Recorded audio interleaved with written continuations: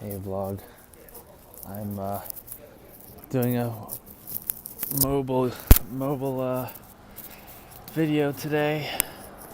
I'm walking to a coffee shop. I've told you that before, that I like getting out of the office on Friday. My daughter's school opened up today, so I'm free, and I've got some stuff to take care of for the conference. I've got some volunteers have applied to work at the conference, and so I want to figure out how many volunteers I need, where, and make sure that I've got enough in each of the categories.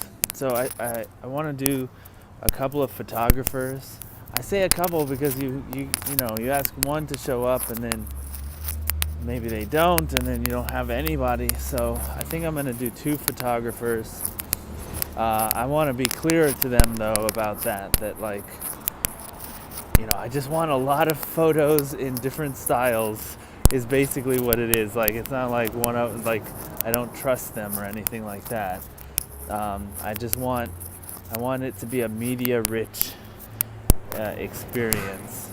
And people have been asking me about live video, and the more I think about it, the more it makes a lot of sense to do a conference with live video, because it really makes people feel like they're participating even when they're not there, much more than like them browsing videos on YouTube.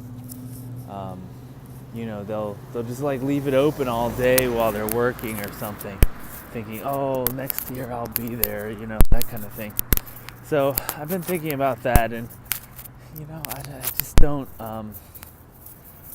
just don't even know where to begin on that. How much Wi-Fi it needs, whether you can just do it from your phone.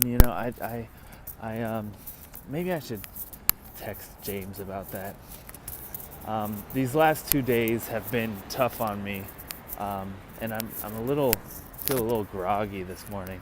Hard to get started, but they've made me lose my weekly momentum, and it's Friday, so it's like the end of that.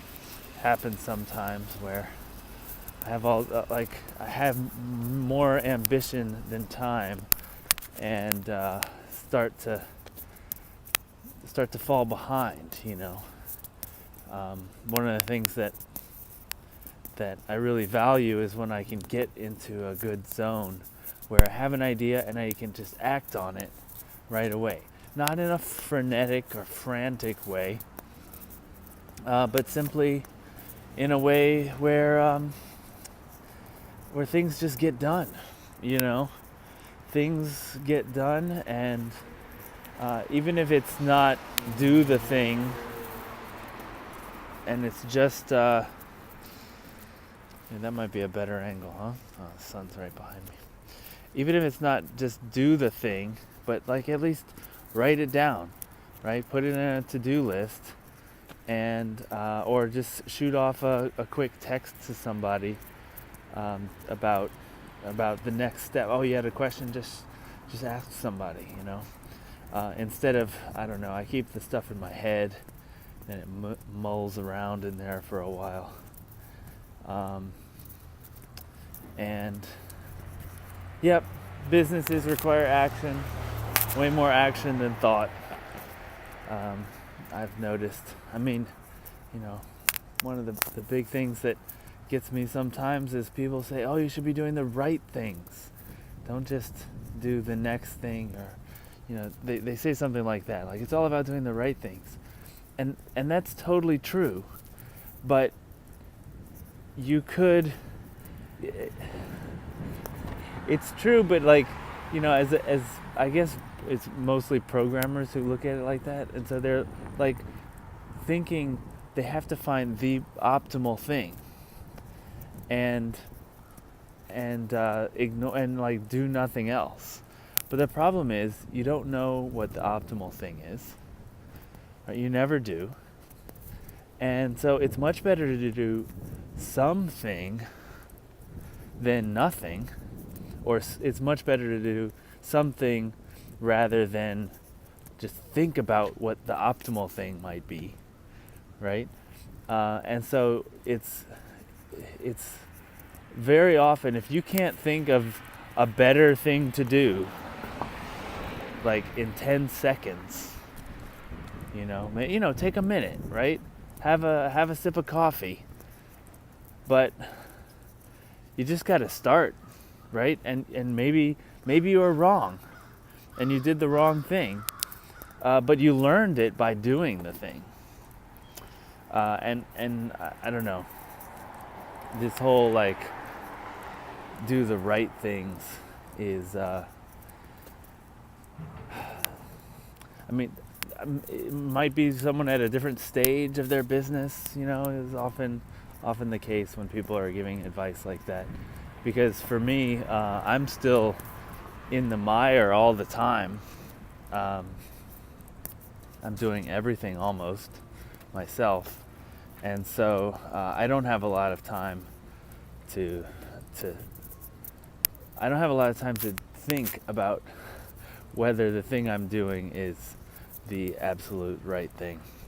And it could be that when you get more employees and stuff and they're doing all the things, and you can start strategizing more, which I hear happens eventually,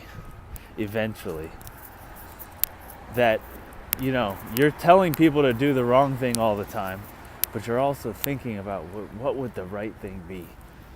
And then sometime one afternoon you're like, everybody stop what you're doing, I know this is the wrong thing, we need to go this way.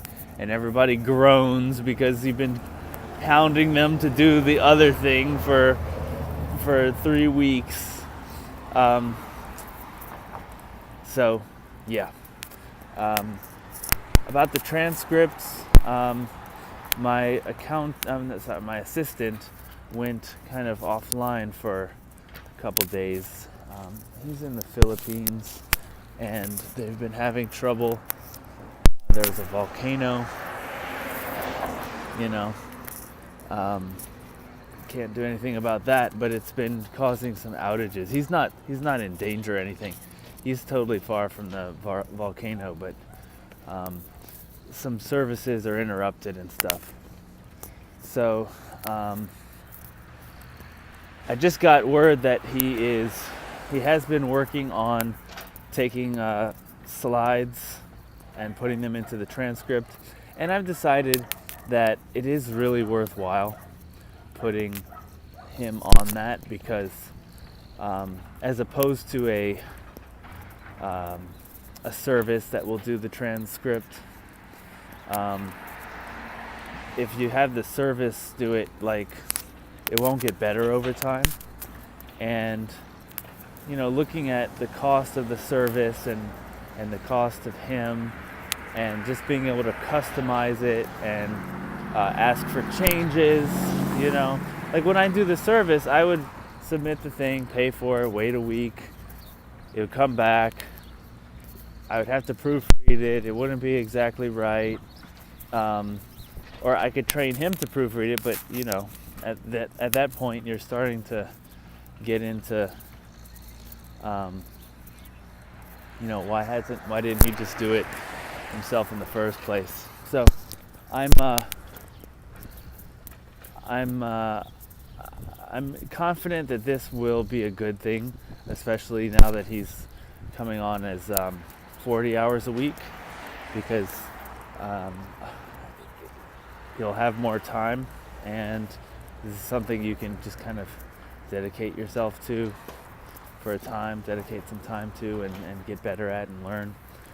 And like I said, he's from the Philippines. He's not a native English speaker, and I'm sure that they have different stylistic aesthetics from what I'm used to, and so from my style. So there's definitely like paragraph length issues and stuff like that that I'm working through with him. But he'll get there. He's a smart guy and dedicated, and fast learner and everything. And we'll get one polished up, and it'll be like an example that he can refer to later. New Orleans is very beautiful now. There's still some ice on the ground from the 2 days of below freezing temperatures we had, but it's not freezing now. And it's gonna get this on tomorrow. It's gonna get in the 60s. Look, there's some ice right there. Just a little bit left. It's gonna get into the 60s on Saturday, and on Sunday it's gonna be 68. Can you believe that? Wow. Another thing is, because of all the freezing, and we're not that good with dealing with it, the city that is, the population, the citizens, probably the government and their workers, a lot of pipes froze and the water pressure was too low.